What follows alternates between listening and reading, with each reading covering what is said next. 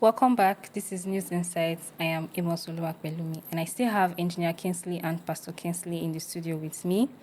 It's always nice having you guys in the studio. Thank you. Thank you. Thank you. Thank you for coming. And in this segment, we'll be talking about the minimum wage. That's the strike that began today in 5 states, including FCT. And I would like to ask, why do you think there has been a failure of authorities in negotiating the implementation of this new minimum wage? Pastor Kingsley. Greediness of the governors. Governors are very greedy and very on people's friendly governors. They think of their pocket alone. Because the money that was gotten from excess from the petroleum subsidy removal was shared to the governors. So what are they using it for? What are they using it for? We have not seen massive infrastructure in the state. They are still borrowing to finance most of those infrastructures. So where is the money? So it's just greed. All those ones they said we have announced since December 2023, we are yet to implement. Why are you announcing and not implementing? Announce and implement. Your announcement means implementation. All the frameworks of government should be working immediately. Don't tell us that we are meeting with labor. What are you meeting again? We will pay 70,000 naira minimum wage. So what are you meeting with labor? The devil heard it, God heard it, human being heard it. So what I don't understand. There are things they do that I don't understand. That's how I say we are still meeting. FCT came last because I practically know why FCT will come last. They don't want to take a wrong position from that of the federal government. Since the minister is always from the federal, from the president, they don't want to take a position. But I think this serves them well that they should down tools. Because the federal workers in FCT, that's Federal Capital Territory, go to the same market with that of the local government workers, which are the administrative areas, all the 6 administrative areas. So why would there be disparity in their minimum wage? Engineer Kingsley, so in the news they said, okay, maybe it's where I read it. So there has been different minimum wage that each state are negotiating for. I think for is it Nasarawa State or Kaduna one they said 70,500 naira. So no, that's Nasarawa State. That's Nasarawa State 70,000 naira. Kaduna said 72,000. So still on my question, do you think this is another reason why they haven't implemented this new minimum wage? Not in defense of the governors, because actually their allocation has increased tremendously since the subsidy was removed. Because I actually think, if you ask me, that is why I keep saying that subsidy was wrongly removed. It was good it was removed, but it was wrongly removed.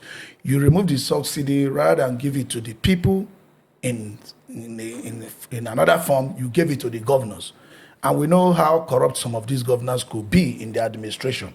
Now, but not in the defense of governor, you do know that the government workers are not the only stakeholders in the state. Let's take the case of Kaduna, for example.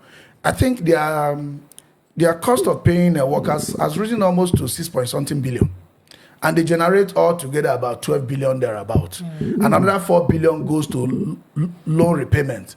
At the end of the day, you have just about 2 billion to go into healthcare, rural electrification, rural development, just enough money. sector, and all that. So when you see them negotiating from state to state, they're negotiating according to their abilities. Because at the end of the day, all the states do not get equal allocation from the federal government. And look at it. If you got 12 billion, for example, and your 2 billion is only what is left for development. I mean, you have spent over 6-point-something billion to pay that fraction of people who do not really produce anything practical apart from running the government.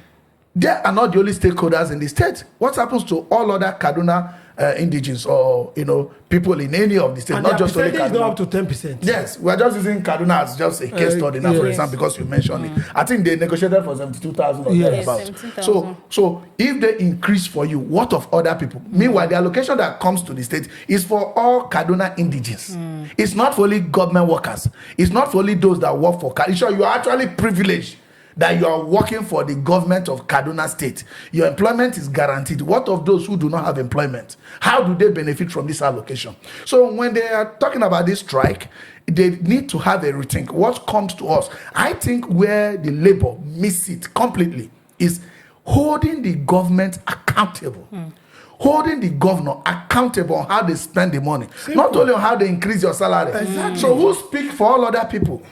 If they increase the salary of federal government workers, state government workers, how does it affect the people of Nigeria? Exactly. Nothing changes. The people of Nigeria are still hungry.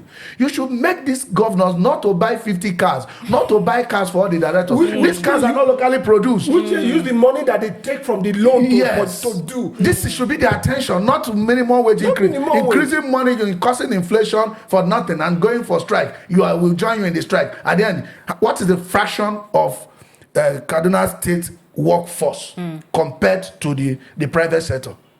I don't think they're up to 10%. No, they are not. They're not. And don't also forget that the labor as it is a pressure group. Yes. It's not a tool of government for opposition only for salary. No, it's not for salary. Why are they so focused on salary? It's a pressure group. It's a pressure group. Pressure on all areas. On all areas. If you take 300 billion loan. Let me tell you, what if we have organized private sector group who will say, if 10 billion, for example, is coming to Kaduna, also altogether 12 billion generated, nothing less than 4 billion must go into education. Where would they live? Where would they find the money to pay the government workers?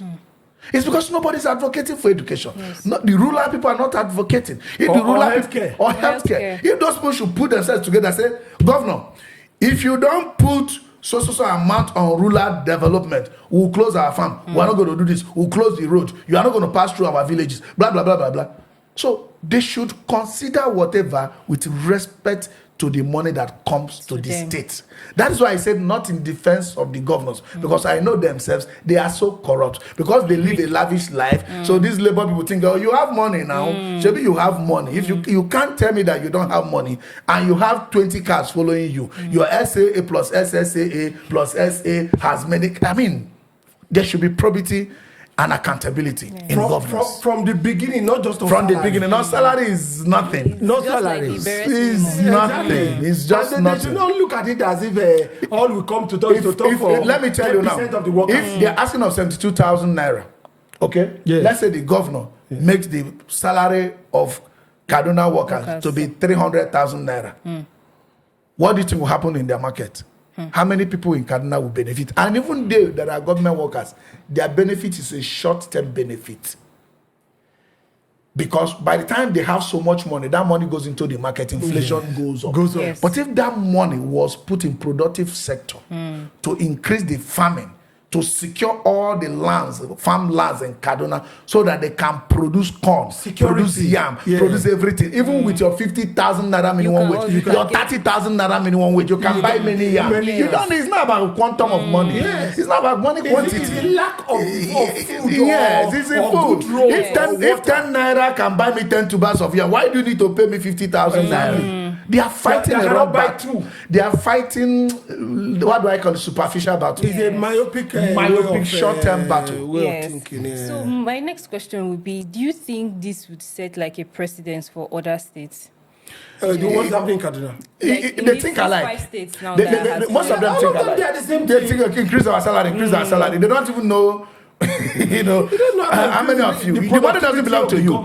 The money that belongs to federal government of Nigeria does not belong to federal government workers. No. It doesn't belong to them. Don't forget, these federal government workers or state government workers are just administrators to make the act of doing governance easy. That's all. Documentation, implementation, yes. Do you understand, and all that. It's unfortunate that the private sector that drives economy it's not enhanced. They don't enhance and consider it. And the only way you do that is through infrastructure. Through infrastructural development. And like if you put all the money to salary payment, which one will be left for infrastructure? Yes, exactly. Which one will be left? Look at the state of this Kaduna. We kept going back that. Which one would they use to do roads? Yes. They will now be forced to take more loan again. More loan. And the cost of loan financing gets higher. And you know, I said it the other day, in developed countries, most of this work is given out of the private sector. Yes. So that it will not be on the government. So when you make money, you retain some and give government. Let's not go to the fact that some of these government workers only come to work on Monday, they will not be there again till Yes. Friday.